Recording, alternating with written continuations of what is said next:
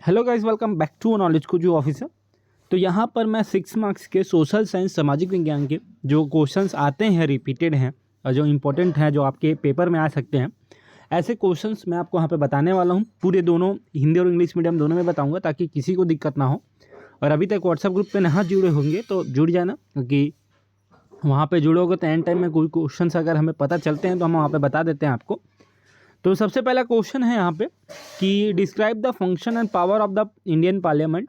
भारतीय संसद के कार्यों और शक्तियों का वर्णन करना है यहाँ पे आपको। उसके बाद है what is the percent of voting among male and female voters and why it is low. महिला और पुरुष मतदाताओं की संख्या के मतदान का प्रतिशत कितना और क्यों कम होता है।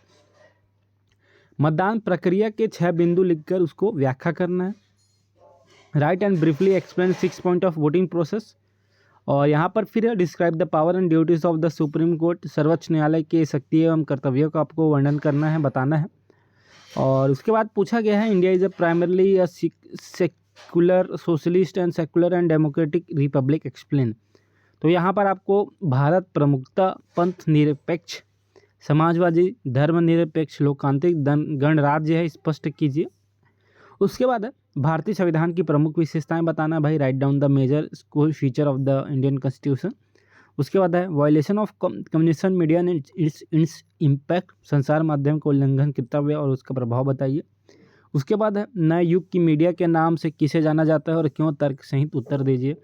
What is known as media of the new era and why, provide a reason answer. उसके बाद है प्रधानमंत्री के कार्य व अधिकार लिखे, right of function and power of prime minister. फिर आपको पूछा गया है explain the relationship between the prime minister and the council of minister will detailing the function of the prime minister. प्रधानमंत्री व मंत्री परिषद के संबंधों को स्पष्ट करते हुए प्रधानमंत्री के कार्यों का वर्णन करेगा, ठीक है। उसके बाद है आप कैसे कह सकते हैं कि लोकतंत्र सबसे बेहतर शासन है। हाउ कैन यू से the democracy is the best for the government form of government.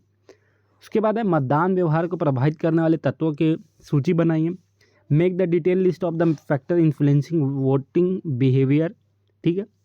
फिर उसके बाद पूछा गया है भारत के संविधान सभा ने केंद्र सरकार को किस प्रकार शक्तिशाली बनाया।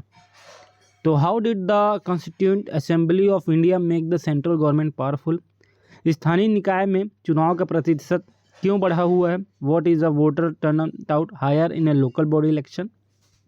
फिर लोकतंत्र में संगठन बनाने का अधिकार क्यों जरूरी है, समझाइए। Why is a right to form organization important in a democracy, explain.